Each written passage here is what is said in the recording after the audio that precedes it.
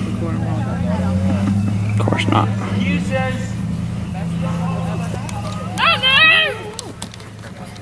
Go!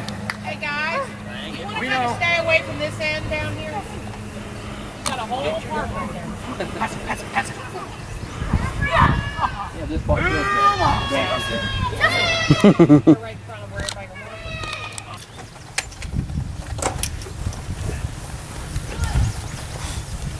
Hello. Howdy. Brought Old Faithful with you, didn't you? Where y'all want it? Anywhere you want to set it up, it's fine. On the fourth ground thing.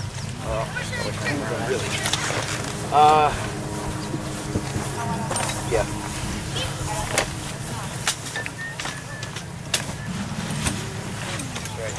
That's just no, right there. Like I said, we'll deal with it Tuesday. Oh, Michael, you Okay. think too much. But you can just take it off of mine, what we've done already. Can some of y'all help me with this? Don't touch the telescopes, please. Yep. This telescope's much bigger than yours. What do you need? Lock those in. I tighten them. I can do.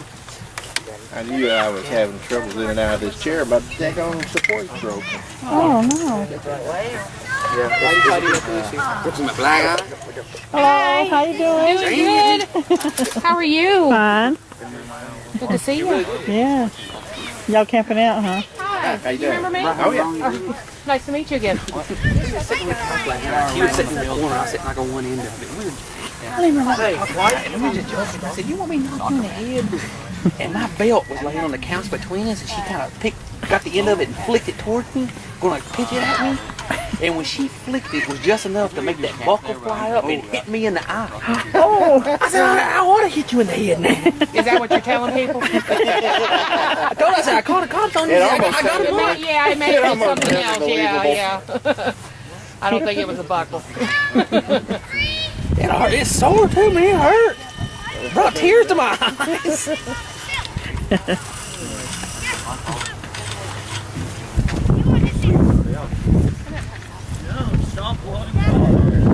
It is, Oh, okay. clouds, Hey, time there. there's one of the faces of the moon. It's on your paper. Get jarred around. Don't leave each other, guys. I don't know how, well, I've still got my shipping box and all the foam Hey, and Jesse, stuff, but I don't know if, You might want to these try other to get people have everybody it. something. Yeah. That worked fine, with yours there. But I was thinking, depending on how many, and you'd probably cost you an arm, to rent one, and, To rent the U-Haul? Just them four, that's enough. $44 oh, per that's day. not, that's I not don't too remember. bad. I don't remember. I think it was $44. And that was like a 5x8 Yeah, and 5 foot that'd wide. be plenty, yeah. Yeah, that's more than we need. 'Cause Yeah. I think Too bad they don't make one with shelves in there. Yeah, I know. So we could, like put them up on a shelf and lash them in. Yeah. What I was thinking was that if I can find them, I got some old, Why are you playing? You're not not toe straps, but ratchet straps. So we take and bundle everything together, Yeah. and then if the sides of the trailer have somewhere we can hook the ratchet strap to, just ratchet strap it all to the back of the trailer. Yeah. Except for the ones the stuff it can't be, Right. Well, it's probably not going to have that many people going, and you probably don't have to worry with it. What is the Milky Way? Anyone know? The galaxy we live in, right. Now, why do they call it, how did they get the name Milky Way? Because it looks like a string of milk. Well, when you look at it, the sky looks kind of milky in that area, right? Now, what I'm going to talk about is why does it look milky? Anybody know? Anybody want to take a guess? Why does that part of the sky look milky when you look at it? And what are we looking at?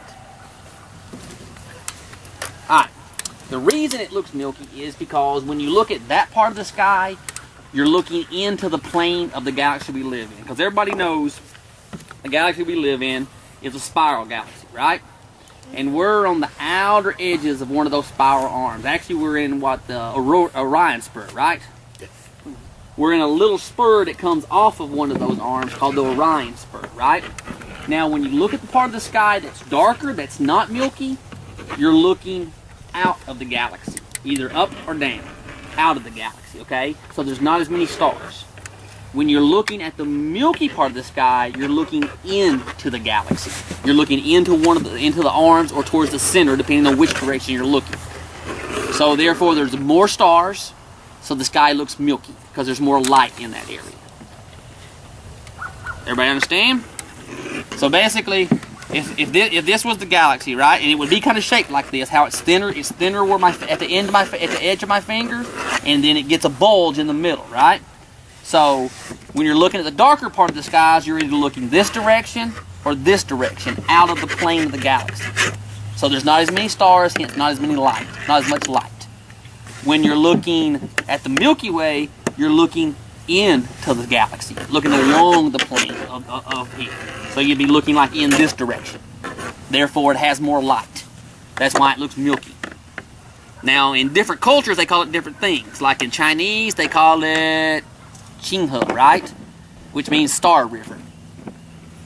The Indians had kind of same names for it, either rivers or stuff like that. But everybody recognized that it was a special part of the sky, you know, different from the rest of the sky. Not all of them understood exactly what they were looking at, but they did understand it was something special they were looking at. Any questions? No? I'm going with Mom. You want to go with Mom? Okay, go. Now, I know Ben, when he went to you guys' meeting, he talked a little bit about the motion of the planets, right? So, which direction do the planets move? Which direction do the planets move? Anybody remember? Anybody remember? No. Okay, which direction does the sun move? It doesn't. Yes, it does. Okay. Good point. Which direction does the sun appear to move? East to west. East to west. Now, why is that? Now, but everybody's right. You're right. The sun doesn't move.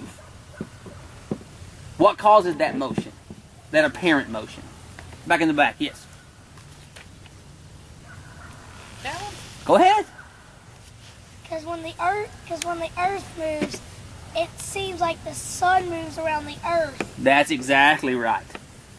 It's not the sun that's moving, it's us that's moving. So as the Earth rotates, and we rotate with it because we're on top of it, or on the surface of it, it looks like the sun's moving. But actually the sun is staying in the same relative position, and we're rotating underneath it. Okay. The planets, same way. Now the planets do have motions themselves because they do go around the sun just like we do. But the motion that we recognize and the motion that we see at night is not because they're moving, because of the rotation of the Earth. So they move east to west also. Go over there and go with Mom and Dad. No. Okay. Come here, Calvin. So everything in the sky moves east to west, just like the moon. You know, earlier it was down closer to the trees, and it looks like it's moving higher in the sky. You know, as we sit here longer. And there again, yes, it does have some motion because it does orbit around the Earth, but the motion that we recognize, the motion that we see as apparent, is caused by the rotation of the Earth. So which direction of the planets move? And why do they move that direction? Someone? Because we're spinning on an axis. That's correct. Yep. All right. What else we got to talk about here now? Now, I think Ben went over the parts of the telescope with you guys, correct? And he went over some of the differences and similarities in the telescopes, right? All right. Right. Like I said, he didn't have any visuals. Tonight, we do have some visuals. If you want to take a notice, we have 3 telescopes set up here, right? And all 3 of those telescopes look different. All right? Now, all a telescope does, what we call telescopes sometimes are light buckets, okay? The purpose of a telescope is to gather the most amount of light and funnel it to your eye. Because the more light you can gather, the more detail that you can see in something, okay? That's like when you see those beautiful photos from from telescopes or from the Hubble Space telescope or any telescope, and you see those beautiful photos and they have all that color in them and they have all that detail in them, but then you look in the telescope and it looks nothing like that. And the reason that is because when to get all of that detail in those photos, that telescope actually looks at that nebula or that galaxy for a long time, sometimes hours. It sits there and just looks at it and gathers more light and more light and more light. So the what? I don't know. Go sit with Mama, darling. No. Okay. So the more light you can gather, the more detail and the more color and all that you can see. So the first difference in these three telescopes you see here is all of them are the size, they're round, okay? When you hear someone talk about the telescope, you'll hear them say an 80 millimeter, or you'll hear them say a 10 inch, or you'll hear them say a 6 inch, something other like that, right? When they're talking about that, they're talking about the size of the primary mirror or the primary lens. Now this is a reflector telescope, okay? Now, don't be sitting there. Now, when I say reflector, the reason it's a reflector is because the light comes in from, say, from the moon, right? It comes in and it travels down and it goes to the back of this telescope, right? And there's a mirror on there. This is an 8-inch, right? Now, when I say this is an 8-inch scope, I mean the mirror, which is the primary light gathering tool, in the back is 8 inches, okay? So the light comes in from the moon, goes to the back of this telescope, reflects off the mirror, comes back up to the front of the telescope where there's another mirror, because the back mirror is shaped like a concave. Okay? So it focuses the light from this small mirror up in the front, and then it bounces back out and it comes out the back of the telescope to the eyepiece. Here. Okay? So this is a reflector telescope. This is a refractor telescope. And this is a, what size is this one? 6 inch, I think. 90 millimeter maybe? There you go. Okay. Now, when I say 90 millimeter, here what I'm talking about is the size of this lens here in the front, because the lens in the front of this one is your primary light gathering apparatus, okay? But now this one is a refractor. Now, refractor, what's refracting? Anybody know? If you reflect light, what does it do? If something reflects light, what does it do? Bounces off of it, right? So hence, this is a reflector telescope because the light comes in, bounces off the back, bounces off the front, and goes out the back of the telescope. So it's a reflector. What's refract mean? It bends. Okay. So if the light comes in like straight like this, it bends it. That's how it focuses it, right? It refracts the light. Baby, go back over there. Don't touch it. Come here. So with this one, there's multiple lenses as you go down this telescope, okay? The light comes in from the front. The first main lens focuses it a little bit. Then it comes on down. The next lens focuses it a little bit. Comes on down. The next lens focuses it. Finally, it comes out the back to your eyepiece. Darling, go over there with Mama. Go over there with Mama. Come here. Go with Mama. Alright, so now we have a reflector telescope and we have a refractor telescope, okay? Now the third telescope over here is also a reflector telescope. A little bit different than this one though, okay? But still it's a reflector because the light comes in the back, bounces up to the front, then another mirror bounces it sideways to come out the eyepiece, where the eyepiece on this one is on the back of the telescope, right? Here. On this one, the eyepiece is on the side of the telescope, here. So the light comes in, down to the primary mirror. The primary mirror focuses it up to a secondary mirror here. Then that secondary mirror bounces it sideways and out to your eyepiece. Okay. Now this is called a Newtonian reflector. Okay. That one is called that's a Schmidt, right? Cassegrain. And it's just, those are named, Isaac Newton, he's the one that came up with the idea for that kind of reflector telescope. The Schmidt Cassegrain, somebody named Schmidt and Cassegrain, I don't know exactly, I don't know the whole history behind it, but it's who developed the initial one. Cassegrain telescopes, are telescopes designed like this. They don't have. There's a lens in the front of this telescope that Schmidt, Right. the Schmidt corrector. He invented the lens that goes in front of this. Cassegrain actually, the rest of it he designed. So that's the Schmidt Cassegrain. Now there's another difference in these three scopes here. You have now don't pay any attention to the scope now. Just look at the mounts they're on. What holds the scope? Okay. You have this mount. Here you have a little bit different one, and over there you have a third one. Okay. So that's another difference in the telescopes: the way they track, the way they guide, the way you point them. Okay. This one's what they call just an alt-az. It's altitude, up and down, and azimuth. It rotates. Okay. This one, actually, you can line it up with the sky, and it'll track with, as something rotates, it'll stay on it, okay? But it doesn't, one of the advantages it has, the alt-az, as something, as you look at something, if you follow it across the sky, it will appear to rotate, okay? And that's because of the way that it tracks. This one takes care of that, doesn't do that, okay? This is called an equatorial mount. You line it up with the equator of the Earth, basically, and the North Star and north and everything, and that's how it tracks across. That one over there is called a Dobsonian mount, okay? And it's just another, a man named Dobson developed it. It's a very simple, very easy. You don't have to align it. It doesn't track anything like that, but it's very simple, very easy to use. Anyone can learn to use it. So that's the biggest differences in all these telescopes here. You know, the biggest difference is the way they gather the light, how the light's focused, and then the way they track through the sky. Any questions? No?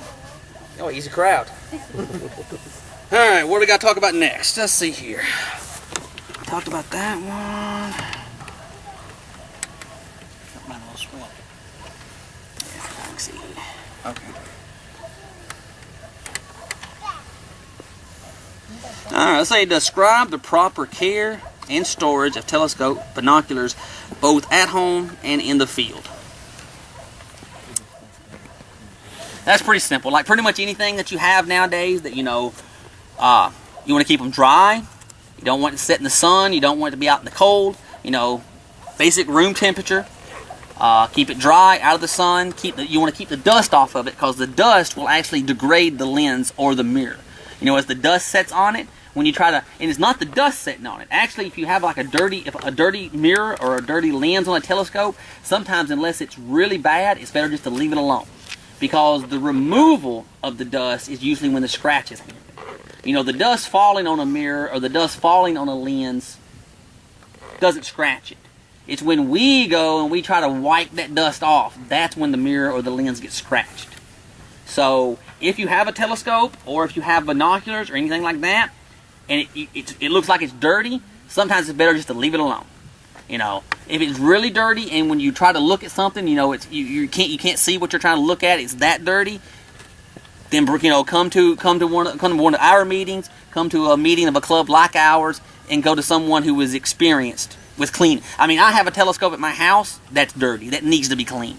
But I won't even do it myself because I've never done it before, and I don't want to damage the mirror. Because once the mirror's damaged, it's damaged. You can't correct that anymore. Now, out here in the field, the biggest thing we try to do is set the telescope up in a way so as we move around it and we walk around it, that we don't trip over it. Because if we trip over it, we get hurt, and also if you knock the telescope over, it gets damaged. Now, down here in the southeast, another thing you have to worry about is the dew. Starting here in about another month or so, another few weeks actually, when we take our telescopes out at night, they will get very, very wet sometimes. So sometimes you can cover them up with a sheet, cover them up with a towel, or you can take a blow dryer or something like that to dry them off, to keep some of the water off of it. But that's the biggest things we have to worry about out in the field. Obviously if it rains, I've got to keep them covered up, something like that, keep the dew off of them. Sometimes when we're out in the wintertime, even ice starts developing on either the primaries or your eyepieces or your finder scopes will actually start getting ice over them. Where you get a little bit of dew in the air, a frost, and then the ice will start developing on it. All right. I think if you have binoculars, most of them come with the covers like this. So always make sure when you finish using them, you put the covers on them. That helps protect, keeping the lenses from being scratched. And same for telescopes. Same for telescopes. Yeah, keep the covers on them. Telescopes and eyepieces. Well, everything else is going to be pretty much a visual, something we have to do visual. Identifying the constellations, identifying the stars. And that's looking, Got one star. do I you? think it's actually Jupiter. What? Oh, yeah. I think it's actually Jupiter. Right there. You see it? Huh? Oh, that's not Jupiter. Yeah. Actually, that's my home.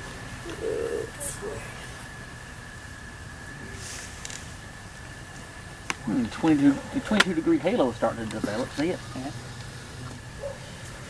Anybody look, when you look at the moon, okay, just out from the moon, does anyone see that faint ring start, you can see a little bit?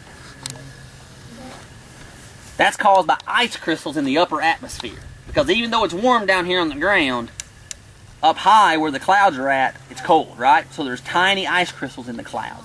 That's called the 22 degree halo.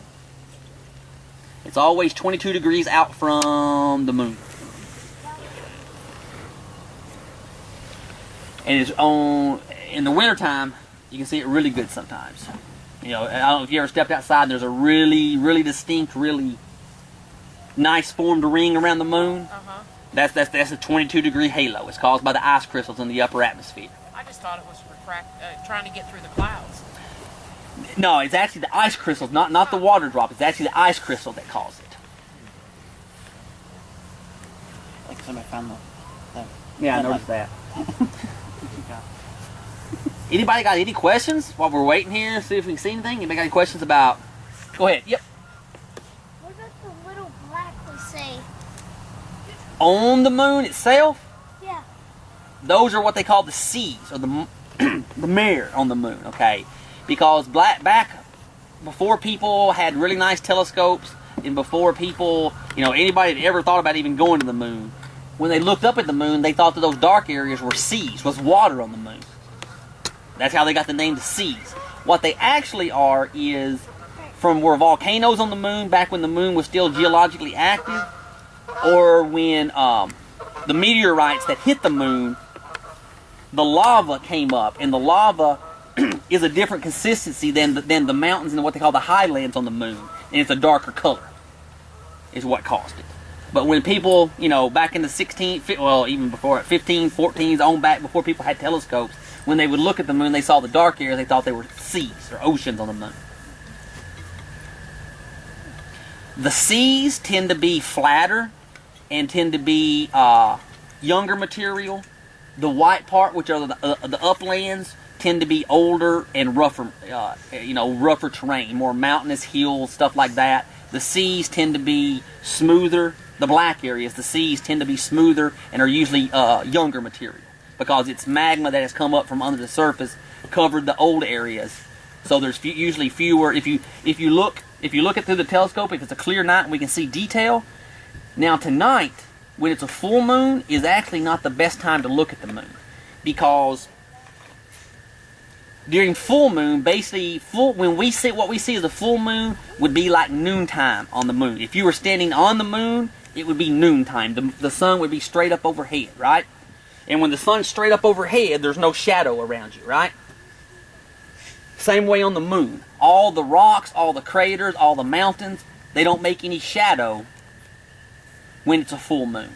So you can't pick out as much detail. You can't see the mountains as well. You can't see the outlines of the craters as well, and all that. So if you're wanting to look at craters, if you're wanting to look at detail on the moon, the full moon is not the time to look at it. You actually want to look at it from like when it's a really thin crescent up to what they say, like Quarter. about a quarter moon is when it is better. And then not look at it, not really study it, look for the detail between quarter, full moon to the next quarter, and then start looking at it again at the next quarter. Okay. But now one thing that actually shows up better when it's a full moon are what they call the ray systems.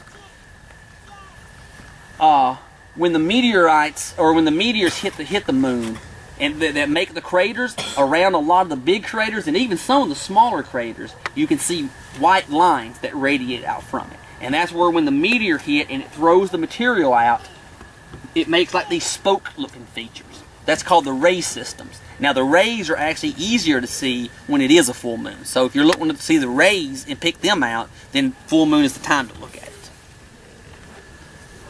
Any more questions? Mr. Ben, did you happen to bring any more eyepieces for my telescope? No, unfortunately not. Alright. Carolyn. You don't ever have a daddy.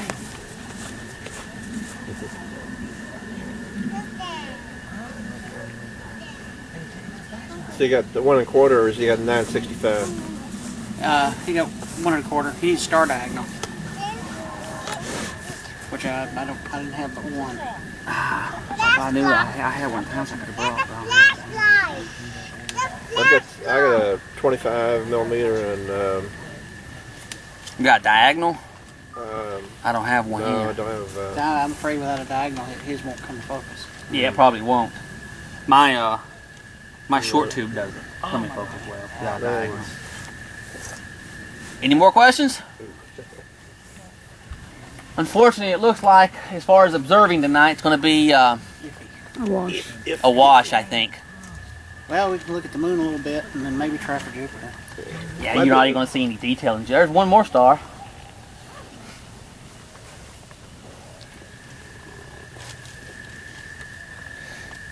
That's Jupiter. Well, anybody want to take a look at the moon? Looks pretty nasty. Come on up and form a line. You're probably going to be able to see a little bit. It's not going to be a lot. You're not going to see much detail because it is full moon. Therefore, the detail's not as good. And then plus the clouds are washing a lot of it out. You need to lean over, grab on something, grab onto that. If you need to focus it, right here. How's the look? See the craters?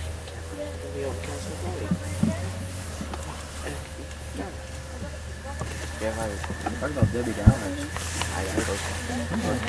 Or Express. This is the only reason I came out here. I was entire day Really down? Really? We're not. We're at the Star's going to get better, but I don't think it is.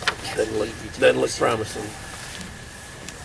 You see lightening up over there, but I can't tell if that's if that's just the sun setting and getting a little glow there or not. So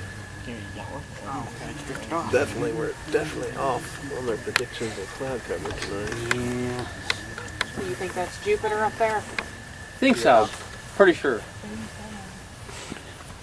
Yeah, I can't hold it steady enough to see the moons here. I'll swing around and look at it over here.